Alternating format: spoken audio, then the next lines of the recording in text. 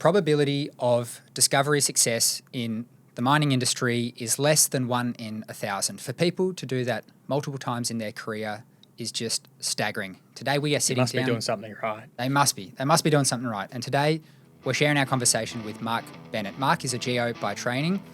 He is a risk taker by nature, and you can see from this conversation he has a burning desire to prove people wrong. I think when you combine the geo with risk taker, you're somewhere along the way of improving your odds of exploration success. And I think Mark fits in the category of outlier. I mean, he came here from England. He cut his teeth at Western mining. He was responsible or part of teams that were part of big discoveries at LionOre, and that was just early career before the big stuff happened.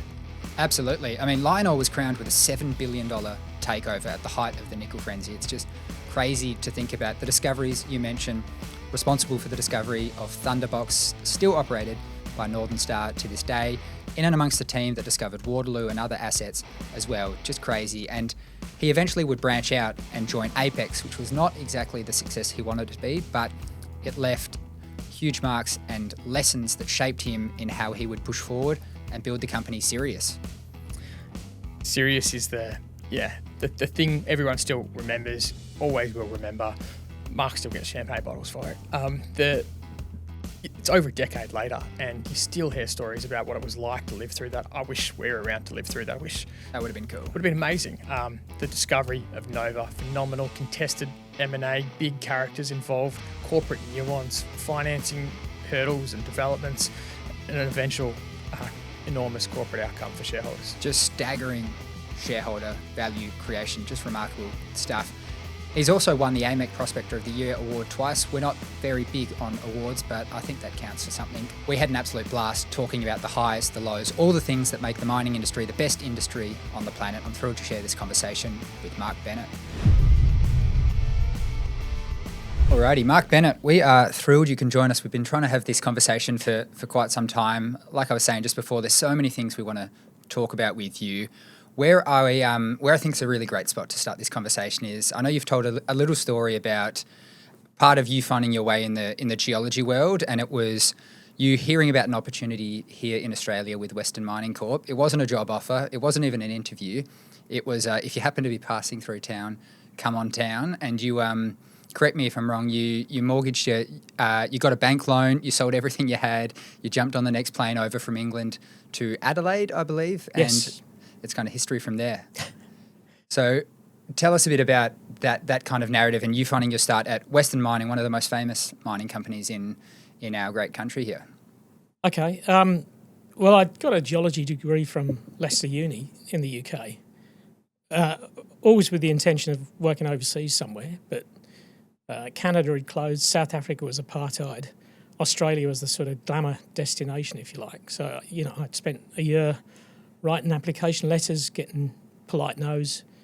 Also applied for a residence visa, which were as rare as hen's teeth at the time. There were people queuing around the blocks at the Australian consulate because it was the time of Kylie Minogue, in excess, Neighbours, you name it. Australia was the thing, and everybody wanted to go there. So no success, and just randomly one day got in the same post a permanent residence visa and a letter from WMC saying, no jobs, but if you're passing through Adelaide, just come in and we'll have a chat.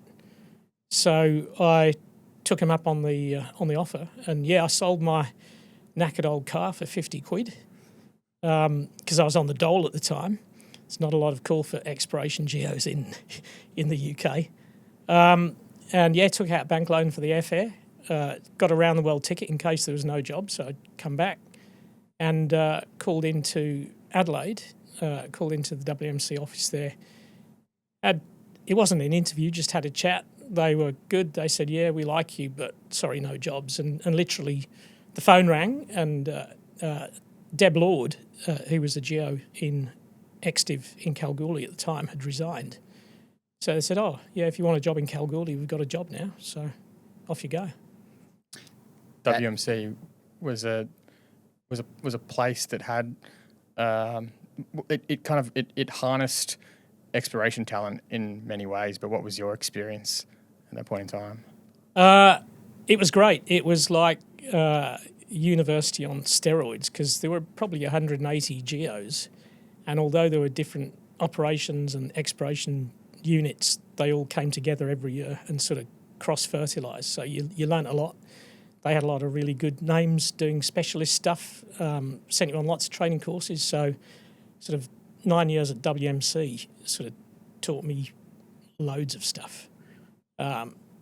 The flip side of that was it was pretty heavy on PhD qualified geos and pretty heavy on egos to go with it as well. So there was a lot of sort of internal one-upmanship and competition for relatively few spots for promotion. So there was a lot of show ponying going on, I think, and that just wasn't my thing. Rather than talk about it, I preferred to do it. And towards the end, there was almost a mentality that if you need to drill holes to find something, then you're not smart enough. You always preferred to drill it. Yeah, and later on, just as a personal thing, I did a bit of a study on 20 producing operations and looked at how big they were and what the signs were at the start. And, most of those wouldn't have been found without drilling. Well, none of them would have been found without drilling. But most of those, when they were found and the decision was made to put them into production, they were pretty small operations and they became multi-million ounce projects. I want to dive into this this sort of internal conflict with the PhDs of the world. You have a PhD, I know, so you didn't really align Try and with disguise it. that camp within the organisation. You didn't try and align with too much. Was there a changing over that time, that kind of decade you were there, or did you notice that from the go? No, there was, because early on I was with Exploration Division and then I moved to St Ives to work underground at Victory Defiance. And during that time, the changes in WMC, Roy had retired, Roy Woodall. New people came in and I was underground at Victory, and one of the new guys who'd come in said, "Look, see that white stuff at the end of the face there? That's quartz." And that, to me, sort of signified how much knowledge had been lost as part of that change and process. We all knew it was quartz. So, yeah, it went backwards big time, I think. But implicit in that is some of the good things as well that they did, that exploration geos like yourself would go underground, would learn from the mine face and so on too, right? And that was part of this guild mentality to sort of round you in all sorts of things. Exploration's highly technical, plus some logistics thrown in. Mining is a whole different game. It's scheduling, it's working under pressure, it's dealing with different personalities and so on. So it's good to get both. You also see what you're looking for in 3D as well, which is always a lot more complicated than you otherwise imagine it to be. Do you see, I think there's like the divergent philosophies on exploration and discovery that maybe you speak to here. One geoscience is heavy, the other one maybe fieldwork heavy, and figuring out if your hypothesis is true or not early. Do you think they're mutually exclusive, or do you think that there is a part where they overlap and they can actually work together? Oh, I think there's a blurred boundaries between them. You need the science as the prerequisite, if you like.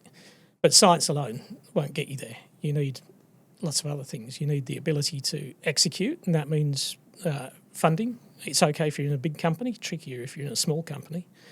You need the alignment of everybody to support what you're doing. You need the people. It's a cliche, but the people are the most important thing. There's, as in any profession and any walk of life, there's a whole range of different people doing that job. So, mine geologists are very different to exploration geologists, even though they've done the same degree. Mine geologists sort of tend to think more like engineers, which is more linear, if you like, more rigorous, like a solid framework, like certainty. Exploration guys are the sort of cowboys. They're seen as the cowboys because they're often a bit wild, but they're more comfortable with uncertainty. They think more laterally rather than linearly. sometimes probably too laterally. So, you need the right blend of things. And with all the science, unless you've got the commitment and the hunger, it won't get you there. I used to use an analogy, there's plenty of athletes running 100 metres sprint final in the Olympics, and there's only 100th of a second difference between them. So at the end of the day, it's not going to be how good they are, it's going to be which one wants to win the most. If we put that in slightly different words, you've spoken about the world of juniors out there right now, explorers, and the idea that good technical teams are like a dime a dozen. There's plenty of them out there, but you need a confluence of factors to go right, and a confluence of skills, be it financial, legal, understanding your board, and so on. Can you expand on your philosophy on what makes good explorers today there? In simple terms, I like to say there's three main ingredients. There's having the right ground, having the money, and having the people. But there's a secret sauce as well, and that is those who just live and breathe it. A great example is a guy called Marcus Staubman, who did a degree at the University of Tasmania, got earmarked for an Anglo-American fast-track sort of graduate program. A few weeks beforehand, got a letter saying they weren't doing it that year, so tough luck. His supervisor, the prof at UTAS, Tony Crawford, said, "Oh, look, there's this shitty little company in Perth called Sirius. You won't earn very much money, but you'll learn a lot." So he said, "Okay, I'm going to do that." And so he drove from Tassie to Perth, stopped at one of our projects near Norseman on New Year's Eve and camped there just to get a feel for the rocks, and then arrived in Perth sort of a couple of days later. And he just lives and breathes exploration. The Sirius experience made him a lot of money. He could go and afford to do a PhD back at UTAS. And he's now come back to us and started again as chief geo. And all our people, we've been together through 4 different companies now, and we keep on coming back for more of the same time after time. So it shows that they're committed and that they're in an environment where they feel they enjoy it, they make a difference. And that's the extra bit. If you're only clocking on 9 to 5, it's just a job. That shitty little company had quite some success along the way. In your kind of journey before you got there, though, there was quite a bit more that happened that I kind of want to jump into. Still in the days at WMC, in the late 90s, I think, you spent some time in West Africa, and it's kind of notable that the outstanding successes have been Aussie assets, but you have done time over there and had quite a few kind of colourful experiences along the way. But I'd love to hear how that kind of formed you as a geo of looking for the right rocks and finding outstanding ore bodies. It was great to be over there sort of doing a recce, sniffing things out. And the more things you see, the better you can judge them. You get a bigger library of reference, if you like. So that was great. It was pretty evident in West Africa at that time. The French government had done a lot of sort of mapping level type work and a bit of geochem, BRGM they were called. Normandy had got in pretty quickly from Australia and started utilising that. But there was a good data set, better than you'd think. And you could go around and get on the ground and look at things. You could see artisanal miners like doing stuff in biblical proportions. There were a few Canadians in there early on getting success. So it was pretty evident that there was a lot of gold to be found, even though it was a fairly embryonic sort of place at the time.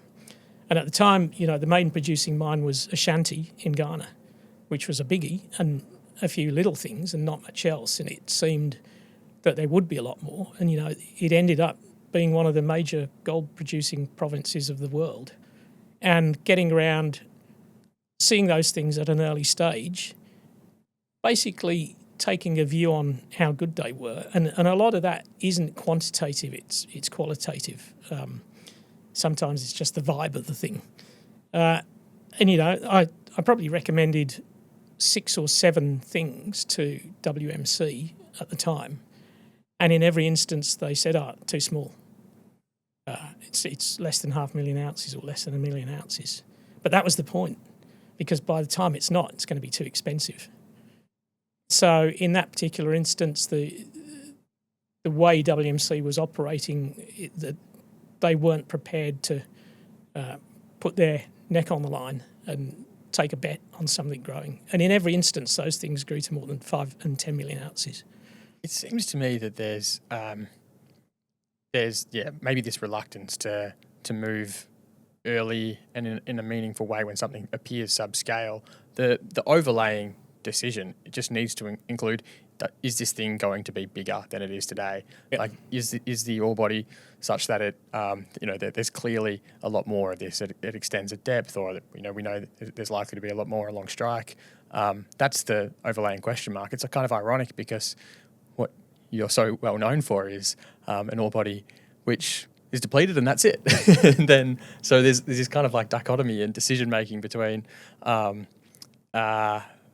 an obvious decision to you, which is these ore bodies look worthy and they will extend and become bigger, versus what corporates will move for is which something maybe seems very sexy but maybe doesn't have that longevity to it forever. It's, to me, it's about quality, not quantity. And the bigger the company, the more quantity you need. It's not necessarily more profitable.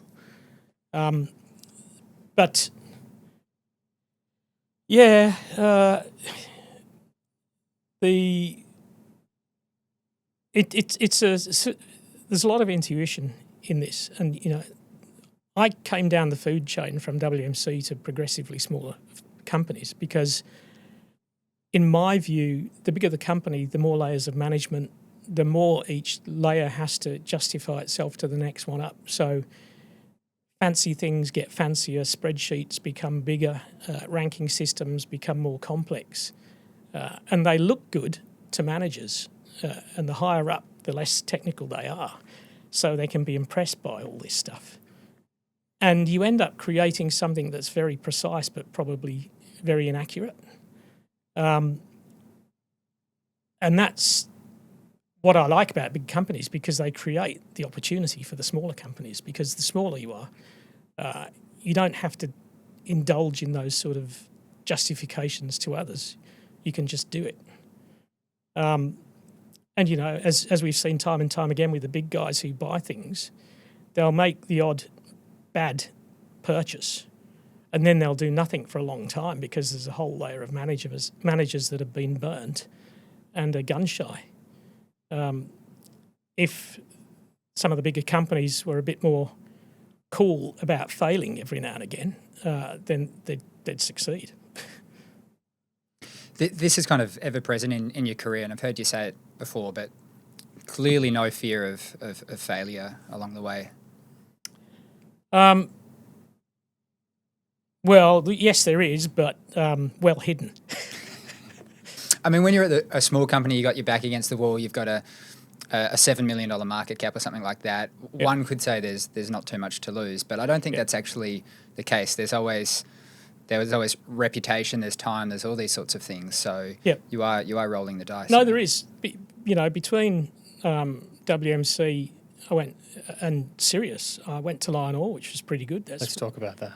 But then I went out of that into a company called Apex, which is a complete bloody disaster. That taught me most of what I know corporately and most of what not to do. But when we set up Sirius, my initial sort of encounters with the financial community were pretty bloody brutal. Either just not wanting to see me or setting up a meeting and just not showing or keeping me waiting 2 hours or stuff like that. I went to one guy in Vancouver who'd been an investor in Apex and had a meeting planned, and when I got there and announced myself at reception, I heard from the back office, call security.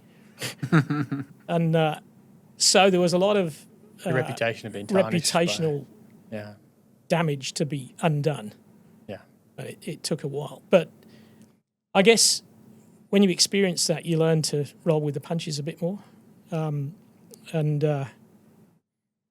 with Sirius and Nova, those three holes that were the the program that led to the discovery. They were the last 3 holes we could afford to drill. But I remember driving out on the dirt road from Norseman, which I'd been along lots of times, just thinking, oh, shit, this is probably the last time I'm ever going to come here because I'm not going to have a job in a week's time. And at that point, I just remember thinking, okay, you just got to let yourself go. Drift with the current and see what sort of fate holds for you. It sounds a bit wanky, but that was the mindset. Mate, you can get there very, very quickly, like happened for Mark Bennett with the great discovery success, or you can get there slow and steady with stable returns, which, I mean, commercial property is that for a lot of people too. It is indeed, and the only name you need to know in the commercial property space is Exceed Capital. Why? Why are they the only name? They are the only name you need to know because they are aligned with you. They invest alongside you, and the fees are structured so that they're getting paid if there is success on the products. First and foremost, that's what we like. Over $500 million in management, over a decade of experience. They know what they're doing. They stick to their knitting. They know commercial property inside and out, all across Australia. So if you want to find out more, check them out in the show notes, Exceed Capital. Well, the story doesn't sound an awful lot different at Thunderbox, and it's the second last of the last hole, and it's difficult to get the rig there. So jumping back for people listening to the LionOre days and the discovery of Thunderbox, once you've cut the cord, you don't want to be big company stuff anymore. You leave WMC, you go to a small cap that finds its way to be a very, very big cap in time. But that discovery story is just awesome, and I'm keen to hear it from your words and rolling the dice again. Yeah, it's a funny parallel, actually. So, LionOre had the Bounty gold mine. It was hemorrhaging cash. We were teetering on the brink. The chairman at the time claimed he had more money in his pocket than the company had in its bank account. There was no money to really do, proper exploration with drill rigs and things. So I was just basically living in a tent out near Leinster for the best part of 2 years, just wandering around on my own, kicking rocks, putting pieces of the jigsaw together. And that sort of ultimately led to us deciding to drill in a particular spot. There were no sort of vectors to the X in the ground. There was no geochem, no geophysics, but we took a view on where we thought the best spot might be and just drilled some sort of abstract RAB drill lines across the country, 2 or 3. And what sort of proportions? What was the distance between? It was 400 metre space lines and 40 metre spaced holes on the lines, and we drilled all but the last 2 holes on the last line, which were over a creek, which was in flood, and we couldn't get across. So after all that drilling, it would have been easy just to say, okay, 99% done. Let's just wait for the results. But our fieldy at the time very diligently found a place to cross the creek, and we moved the rig across, drilled the last 2 holes, and 3/4 of the way down the last hole was one sample that had a sniff of gold in. That's what gave us the confidence with that much money to go back and sort of do some drilling around that. And it was the last hole of that second round that had a bit of a better hit, but nothing special. So the third round of drilling, we bought an RC rig in with a bit more sort of clue as to where to stick it. And we got, I think it was 96 metres at 5.5 grams, and then the rig ran out of rods. The next thing was that some people in the company and a lot of people outside of the company thought we'd just drilled director's special down the vein. So we scissored it and got the same.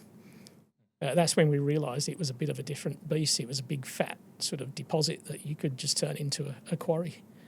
And that's how Thunderbox came about. Much wider ore body than people had sort of come to expect in that part of the world.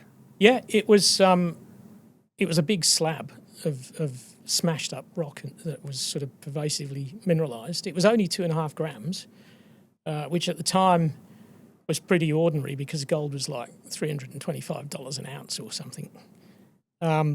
Normandy took a look at it early on, and one of the guys from Normandy called it a 2-gram graveyard.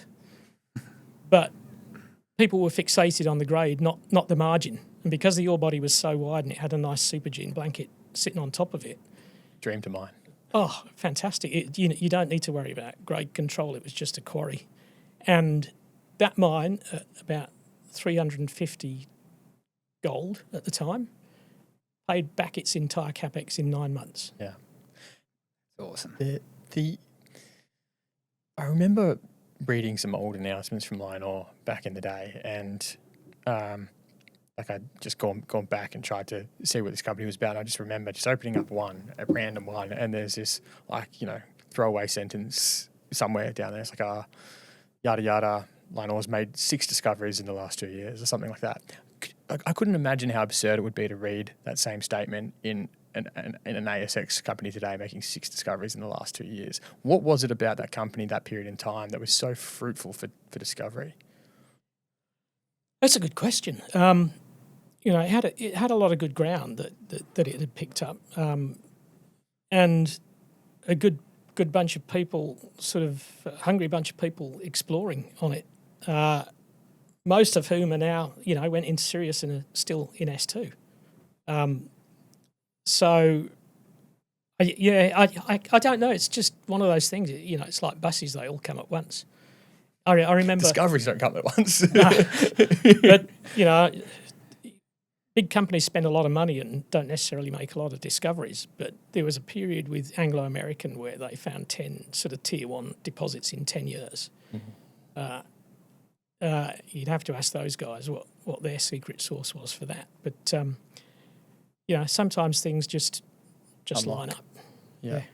Is it the learnings from the first few that flow on to the next one? Is it a technological thing? It's the learnings. It's the fact that, in that case, it was a bigger company, so it was internally funded exploration.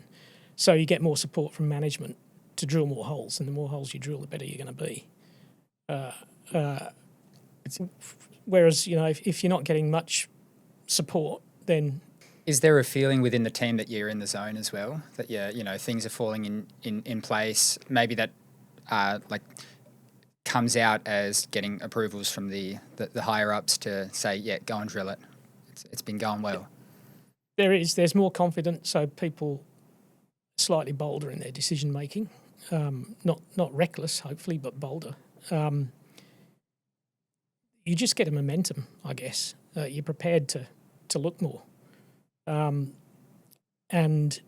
the buzz you get from finding things is sort of infectious. So the guys spend more time thinking about it and more time doing it. And so that's why I use that analogy of the 100-metre sprint. It's that extra 1% of thought or doing or rechecking something that is often the difference, the tipping point between one way and the other. But you've got to complement that with living in a tent out in the bush for 2 years, which not everyone is all that comfortable with doing. That's like the buy-in, right, to just be able to play the game. Yeah, and I guess that's what I mean by the people who are really hungry and who really want it and actually put it ahead of other things in their life are more likely to achieve it. And I've mentioned before that I probably put all that too far in front of other things, and my family had a hard time sort of my wife, who's still happily married to me for some reason. She spent most of our marriage as effectively a single parent. Not many people would tolerate that, but I think she likes me being in a tent. a lot of sacrifices, that's for sure. How does the LionOre chapter end? Sort of sadly. Great financially, great outcome for shareholders, going from 40 million market cap to 7.5 billion. But what I noticed in the last 12 months is as we'd had our success and grown and the company got bigger, expectations got bigger as well. So suddenly we had, people at board level saying, okay, well, this is good. Now we need how they termed it at the time, a world-class discovery of nickel every 12 months. So can you deliver that? I said, well, no. if you look at the record, they come around probably once every 10 years. So, no, we can't deliver that. And then they said, okay, exploration is stopping. I think they said terminated, like a pregnancy or something. What did they expect was going to happen from there? Don't know. It's just this corporate mania that seems to happen with people who don't understand the actual intricacies of the process. They must have had so much paper wealth accumulating at the management level of that organisation, which clearly, as a part of your journey, is a stepping stone. Yeah, that would have played a role in it as well. I think probably behind the scenes they may have been parcelling themselves up to be a takeover target, so they wanted to maximise margins and push down those minimise costs. Yeah. No surprise. To really hone in on your chapter, you had made some remarkable discoveries for the company there. Like you said, a lot of shareholder wealth had been made over that period and really cemented through the takeover, but still that employee type feeling at a personal level. So you go on to make that step up at Apex, where, correct me if I'm wrong, your role is the head of exploration and getting out in the field. But to what your comment earlier, this is where you learn a tremendous amount about how boards operate, how companies are run, the legal side of things. I'd love for you to kind of step through that. Yeah, the most important thing is the board. And if the board dynamics are such that you've got a strong personality and a bunch of yes men, things can go awfully well or awfully bad. If you couple that with a situation where performance isn't good and pressure is brought to bear, people can start making silly decisions. And that manifests itself in all sorts of ways. Even little things like press releases. When there's not good news, but you try and tart it up in big, long, good-sounding words, people see through it. And that sort of is one little lesson that I took to Sirius and S2 is never tart it up. I get criticised with S2's releases that they're just too straightforward, which they are, but that's deliberate. And we find that most of our important shareholders prefer it that way. And a lesson I learnt with Sirius after discovering Nova is the fact that people, particularly financial groups in Sydney, were really pleased that there was somebody from Perth just saying it as it is and not sort of making a silk purse out of a sow's ear, which they were completely used to and totally, over. So Sick of the superlatives. Yeah. And that even went to using, PR consultants to vet your announcements, because they'd go out and they'd come back like the front page of the West Australian or something. Yeah. We'd heard many stories of fundies from over east seeing numbers. It starts with an 08. I just won't pick that one up. That'll stay down. So how did you become involved in Apex? And at that point in time, what were Apex's assets? Apex was a small listed company that had a joint venture in WA and some stuff in China that had sort of shrunk to almost a shell. Joint venture in Australia was? It was up near Abra, actually. Yeah. Ironically, I think it was called Jillawarra, which is the name of one of the things that S2 has now, but it's completely different. Yeah. So Mark Ashley, who was MD of LionOre Australia at the time, decided to sort of leave LionOre, impose himself on Apex and sort of refresh the board and management, and asked if I wanted to tag along. And it all seemed like a good idea at the time. And that's how I found myself as sort of exploration director in that, not knowing anything about how boards work or any of the other stuff. And it's market cap or share price at that time. What did that start at, and then what happened? I don't know, 4 or 5 mil. Yeah. It was some minuscule share price. Yeah. Because of the halo effect from LionOre, as soon as that was announced, the share price rocketed up. Yeah. To the extent that at the time the options I was getting to join were in the money, so I suddenly got a tax bill on unvested options that ultimately were worth nothing. But so the company then embarked on what it called a gold consolidation strategy, which was buying Wiluna, Sandstone, and you and me. Yeah. And using Wiluna as a sort of central processing hub and shipping dirt from those other operations to Wiluna. But they were all sort of on care and maintenance, effectively. So we set about drilling, and we added a couple of million ounces to the resources. But that in itself was a good lesson on the difference between a resource and a reserve, because 2 million ounces at 4 or 5 grams or whatever it was just wasn't economic at the end of the day.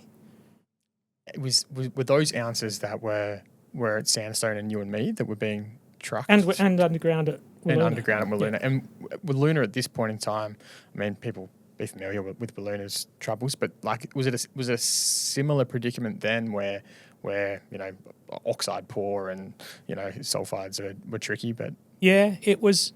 People often assume the problem with Wiluna is that it's a biox plant and the ore is refractory, but that was the least problematic thing about it. It was power supply, it was ventilation, it was having multiple declines to service, ground conditions, journey time for trucks because it was so deep, all of that. Whilst you had an open pit going at Wiluna and you could keep the plant full, it was fine. But the plant had such a high fixed cost that if that open pit feed shrank, the unit cost for what was left was just astronomical. And, people still do try and fiddle with the refractory, with the oxide, with the free milling stuff. But we found that, if you tried to fill the plant up with free milling dirt, it would get poisoned and you'd lose half the gold.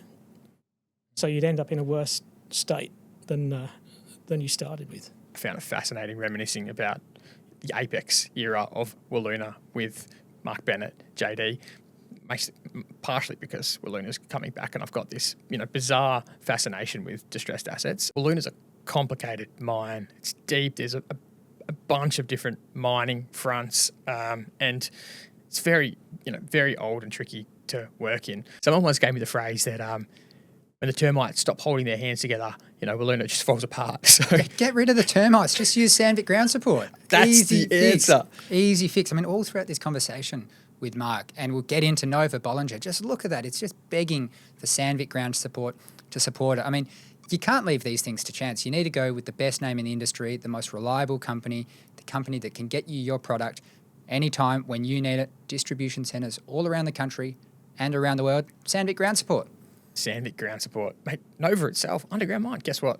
I bet there was Sandvik ground support there. I bet they did the right thing. Go Sandvik ground support. How did you meet Mark Creasy? Ironically, through Apex. So he was a big shareholder in Apex. So that's how I met him.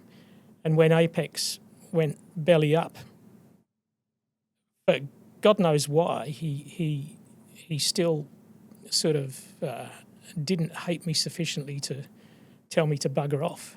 He had the shell of Croesus Mining and he needed somebody to sort of run it and tap me on the shoulder for that. So that's how I ended up doing that. And we basically took the shell, renamed it to Sirius, did a deed of company arrangement to get rid of all of the sort of Croesus baggage and did a capital raise at the same time. And cherry-picked his projects as well because he'd been funding everything privately for a long time. So he became a big shareholder then in Sirius, as well as having the ownership stake on so the land. he owned 30% of the company and a 30% free carried interest in the various projects that we chose. This deal structure, we all now know it as the classic Mark Creasy deal structure. The 30% free carried interest is this wonderful thing that 40 in some cases. 40 Yes. in some cases. But was this the first one was this the first time someone had cut a I deal believe in that so. way because Creasy had so much ground everywhere, Yeah. and a lot of it was really highly sought after. It was just at that point where, I think the bill for just keeping all of that ground in good standing was getting so much. The laws had evolved. Yeah. Yeah. And he just thought, okay, reluctantly, it's time to maybe stick some of this private stuff into a public vehicle To fund it. to fund it separately. But he loved this part of the world as well, as I understand it. He was very, very hopeful that something would be found in, for those unfamiliar, kind of think of the southeastern-ish part of Western Australia. Yeah. He first sort of got interested in it when Skylab crashed and scattered itself between Esperance and Fraser Range. And he actually went out there and found big chunks of Skylab, which he's still got in his place. So having gone out there to look for that, he sort of thought, I think, this is pretty interesting country. No one's looked here since the 60s. And back then, a three-way JV between Newmont, WMC, and I forget who else, drilled a couple of holes down at the south of the belt and had a few sniffs of nickel. So he just pegged the lot. And what he said to me was it was nothing more scientific than if you peg enough of the Earth's crust, you're going to find something. I feel like I could come up with that.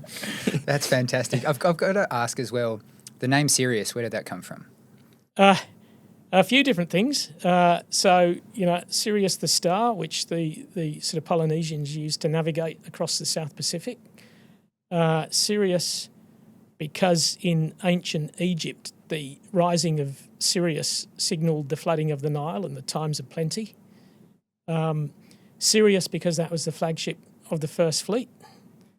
And last but not least, Sirius, because in ancient Greece, the rising of Sirius, I've got to get this right, heralded the arousal of women. All right. That's fantastic.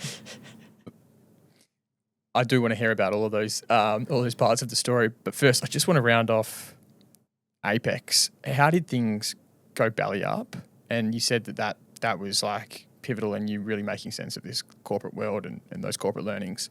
Like, what were they?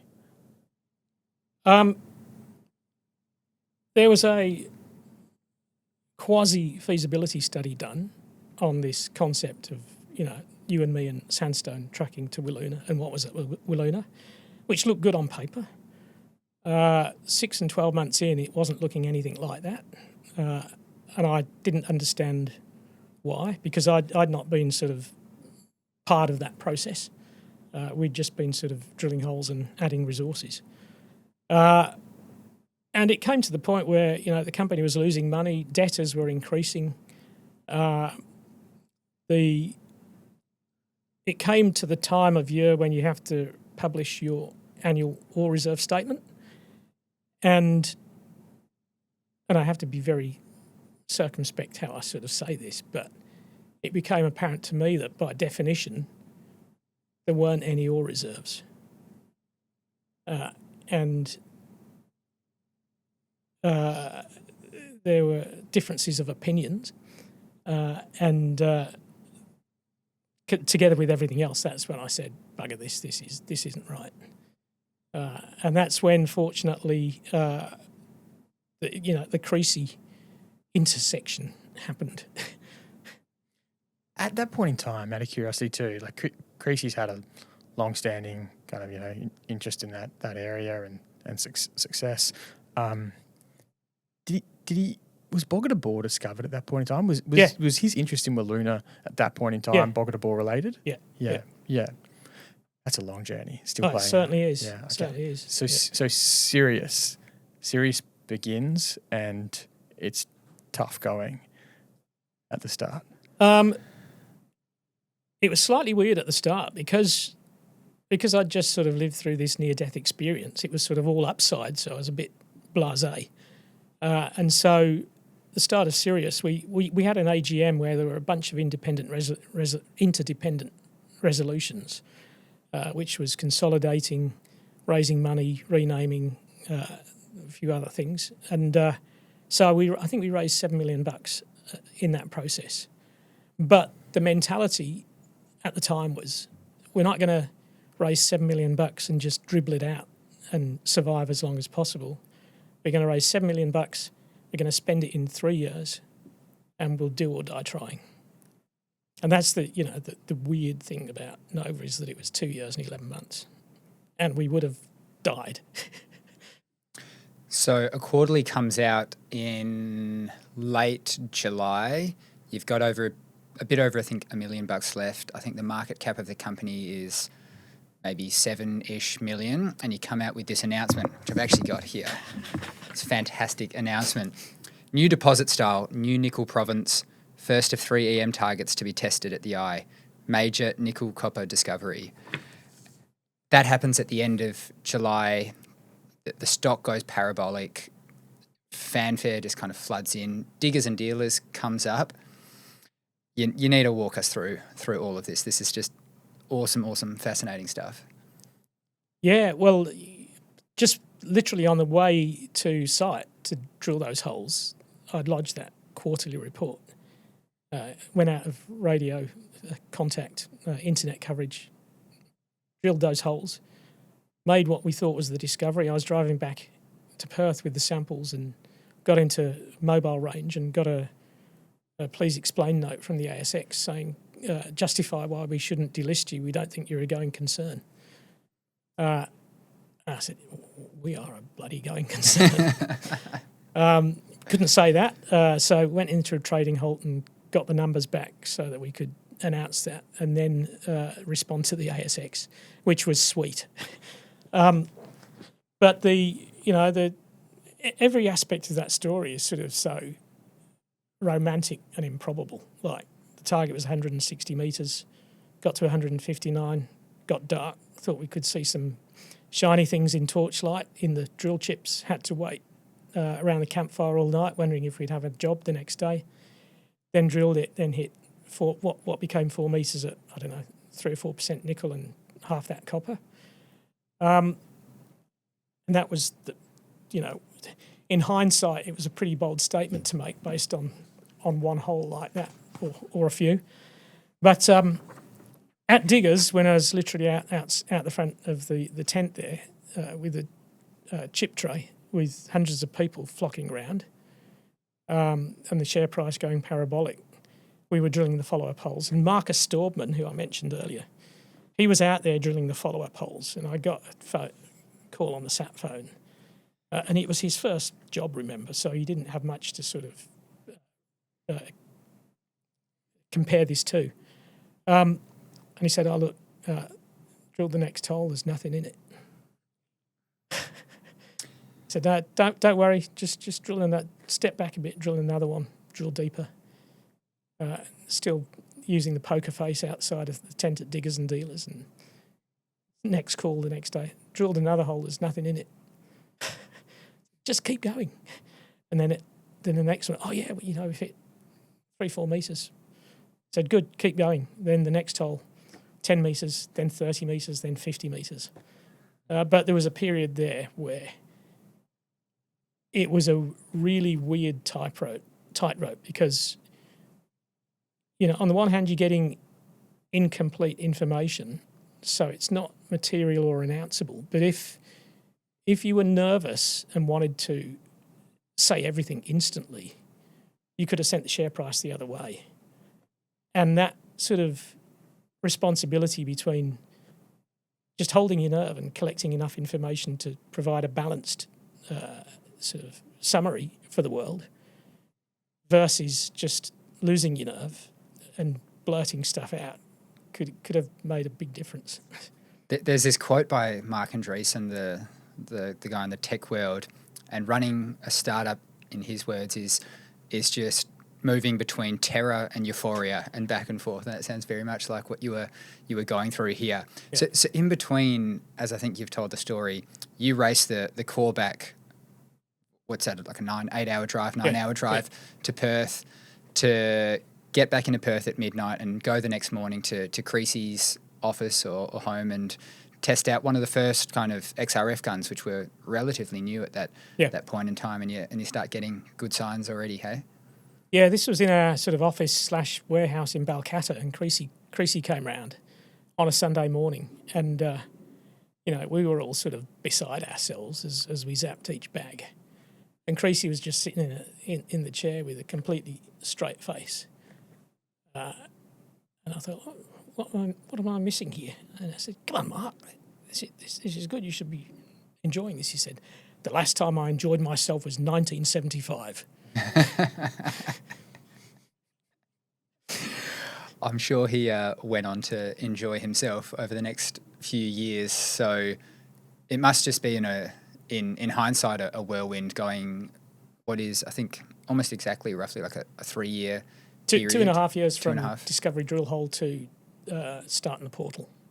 That whole time you're running.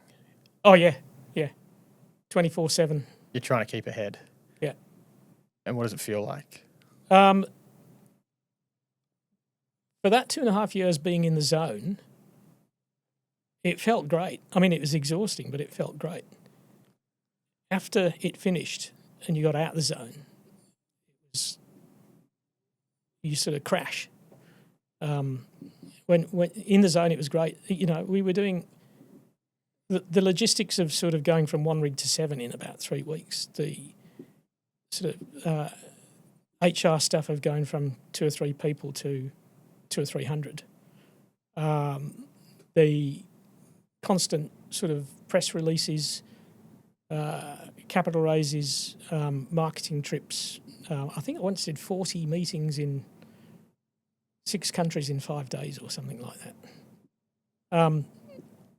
But it was like, it was caffeine in the morning and alcohol in the evening, and then get up and do it all again. And you'd wake up in a different room, a bit like what I imagine being a rock star would be on a world tour. You wake up in a different room and you just don't know what city you're in for the first few seconds.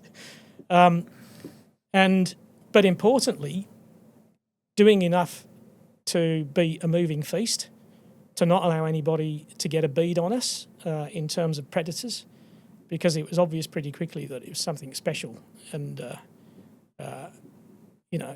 we didn't want to be a sitting duck. You'd be fielding inbound interest, I'm sure. Yeah. What does that look like when you're on this discovery journey? Like, how does that come to you? Are these people requesting access to a data room? Are people buying stock, and you're seeing them come on the register? Like what does that whole dynamic look like when you're in this position?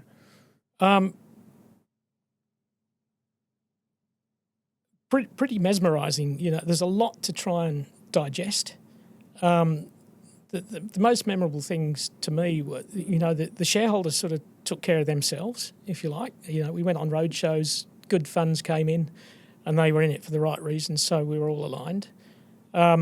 The interesting thing was, from the first capital raise we did post-discovery onwards, which was with Hartley's, as they were at the time, as we grew in size and the size of the placements also increased, all the usual names sort of lobbed in and said, we can do a better job for you, almost with an entitlement, expecting us to just sort of, go over to them. But without exception, I'd listen to them, but there wasn't anybody who I thought could do a better job than the guys at Hartley's at the time were doing. So that's, Gray Edgerton Warburton was head of corporate and our sort of advisor at Sirius from Hartley's at that time. And Gray's great. Gray's got all of that, plus he's got just great street smarts. So we just stuck with them for the entire journey, which really pissed some of the bigger guys off. They were outraged. So that was probably a hard bit. Down the track, offtake agreements were the other really interesting thing. So we decided to produce a nickel con and a copper con. We ended up selling the copper con to Trafigura.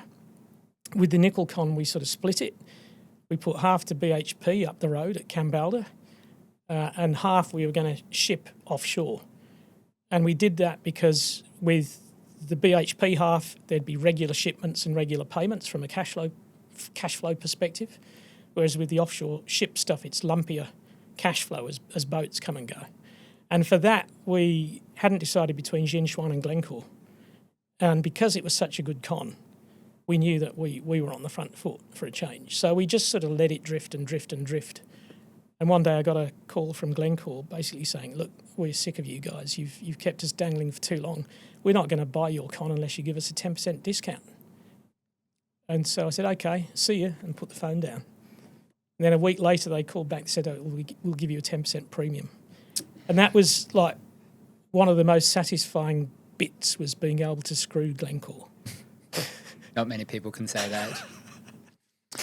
Of the corporates that were circling at that time, can you share any further details? It's not something I've heard you speak much about in the past, but a bit of water has gone under the bridge since then. I'd be very curious to kind of hear who was shaping and how they were kind of playing their games to get control.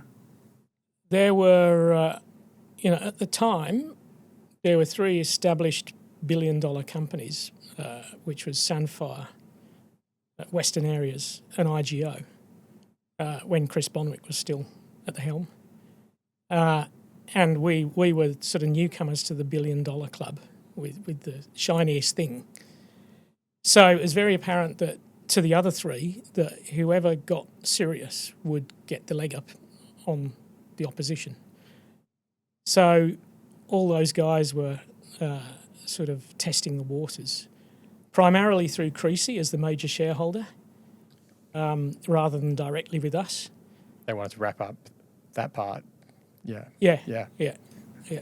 And, that was going on for 18 months, I'd say. There was a time when we had a meeting with IGO, and me and Creasy rocked up to IGO's boardroom, and there were about 20 of them there. And it started off quite cordial, but the thumb screws gradually tightened and it got quite tense in the end. And I was accused of being irresponsible and an idiot for not listening to their suggestions, and we just sort of laughed and left. What were their suggestions?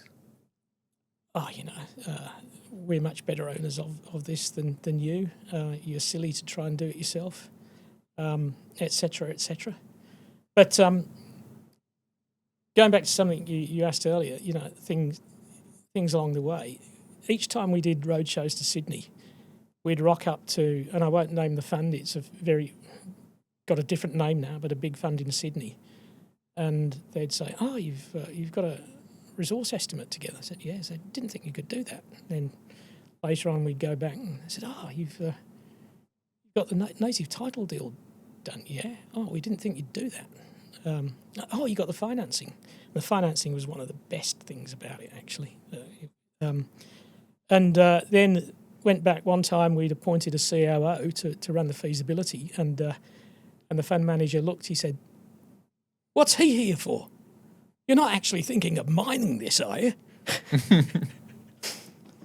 But yeah, banks, we knew it was such a good deposit, such a good con, and worked so well in so many ways that it was a rare opportunity. So when our CFO put together a wish list for sort of financing terms, he sent it out to about 20 banks and basically said, if you change any of these, you'll not be invited. And I think 12 replied without changing anything. And we ended up selecting 4, and we had apologies from some of the others for not being competitive enough. Well, that's a letter that many corporates would like to send out. What was it like having Creasy on your side throughout all of this? Well, how much was he on your side? And Creasy on your side is brilliant. Creasy not on your side ain't. And when he was made an offer he couldn't refuse, he was not on our side. Which is fair enough, he's got to look after himself. At that point in time, you wanted to build it. Our view was we wanted to build it. It was low risk. Yeah. It was just robust in every way. Yeah. We wouldn't get involved in anything sort of dicey. Yeah.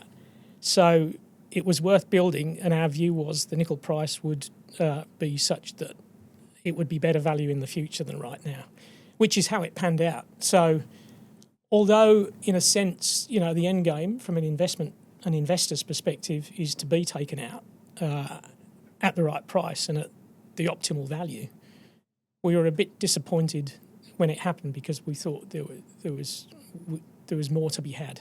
Yeah, you have to have a credible alternative as well, even if you do want to be taken out. Like if you're not progressing, like achieving real milestones on the way to development and posing that as a credible alternative pathway, then it doesn't force the outcome to get acquired. Yeah, anyway. And that goes back to my time at Apex actually, where I suspect the agenda at board level, although it wasn't necessarily voiced, was for Apex to be taken out. So everything was done with a mind to how can we make this look as good as possible. Dress it up. Which is fine, but if no one comes along to buy it, you're left holding the baby. And one thing I regret, if anything, about Nova is because I'd learnt that lesson, my view was we've got to be really conservative with everything so that when this becomes a mine, it's actually going to outperform. And so we were valued on that. And that's, yeah, so when you're conservative in what you're putting out there, maybe you're not fully valued enough, which creates the opportunity for an acquirer. Yeah.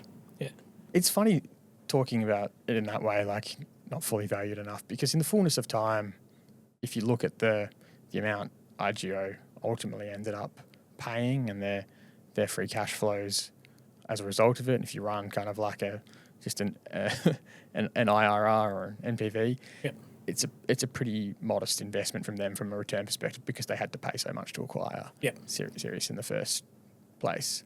Yeah, and a lot of the institutional Sirius shareholders who were going to become IGO shareholders weren't so happy about what IGO were paying. When it became evident that this wasn't going to go away, we asked Creasy, and to his credit, he agreed to give us 3 months stay of execution to go berserk with exploration to try and do those things that might come up with another one or add value one way or another, which he gave us. Yeah. Unfortunately, on the nickel side, we found a whole bunch of intrusions with sulfide but no nickel. On the plus side, we found the gold things at Norseman, which ended up being the sort of catalyst for spawning S2. So at that point, we said, okay, yeah, it's going to happen. Through that exploration in those 3 months, we formed a view, albeit maybe prematurely, that we'd found everything there is there to find with sensible dollars. So we were comfortable that IGO weren't going to find any more. IGO at the same time were slightly arrogant, thinking that it was just a bunch of bloody amateurs doing this and they would be able to rejig the feasibility and come up with better numbers of various sorts and do things better than we had. So assumed that they could add value with optimisations of one sort or another that we didn't believe could be had. And that's how it panned out. They had to do it exactly according to our feasibility study, and they didn't find anything else. So the consolation was we thought we ended up with a pretty good deal. They had a massive sliding doors moment as well, because that transaction happens on May 25th, 2015, and they had been in the hunt for cow in New South Wales as well, which Evolution ultimately ends up owning, and that's still an asset producing a lot of gold, has had a lot of money invested in it. But that was I think US 550 million transaction as opposed to the 1.8 billion Aussie that Sirius went for. So they could have gone that gold route. They went the base metals, paid Well, a bit more we for had it. a hand on the handle of the sliding door. Tell me. Because we were aware of that. We said, if you're going to look at us, you can't look at that as well. You can't have a wife and a girlfriend. And you forced the marriage. Do you reflect on like that dance with IGO, like, do you think it played out in the best possible way it could as a Sirius shareholder, or do you think there was anything you regret there? No, I think it did because, as a Sirius shareholder, you got some cash in hand.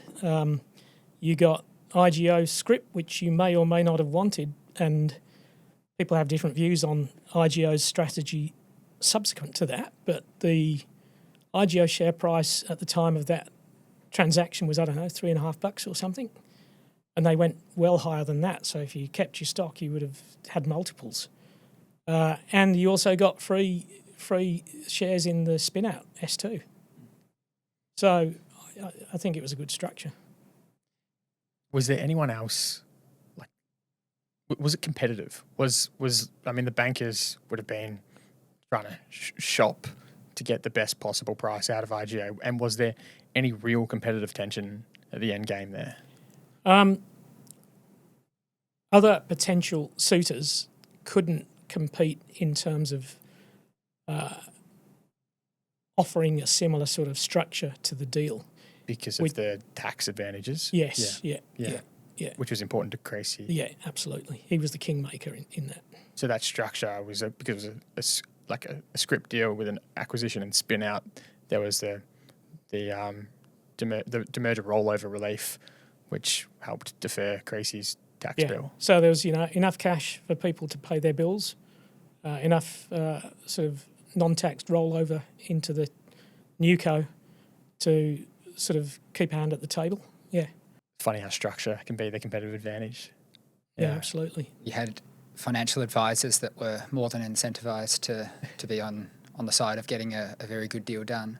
Yeah, people don't like paying fees to advisors, but it works. It does work. If they're well incentivised, it does work. Yeah. I'm curious with all that has kind of happened that we've spoken about, whether you mentioned the kind of wanky concept of maybe a bit of fate along the way or something like that, but luck, fate, hard work, or all these kind of things. How do you reflect on that? Look, I would be the first to admit I've been lucky. Of that sort of cohort of smart guys from WMC who've gone on and done their various things, I've probably been the luckiest. And most of those are smarter than I am. It's just that I think my priorities were more focused. So I was always prepared to go out in the bush and get my hands dirty when those guys were more concerned with what model Toyota they had or how big their desk was or what their sort of, whether they're flying business class or economy or something. I didn't give a shit about that. But so that made a difference. But a lot of it is, there's luck and luck. So a lot of it is also the luck you make. And I can't remember who said it. I think it was I don't know if it was a Formula One driver or a rock star or something, but basically luck is where prior preparation meets opportunity. So there was a lot of that. But, at the end of the day, those discoveries, they can flip on a tiny thing. I sort of say to some of my guys, it's like a tree, a decision tree. Every fork in a branch, you think you're making the right one at the time. And by the time you get to the top, there's hundreds of possible permutations of decisions you've made and not much probability of following that particular route. So there's got to be some luck.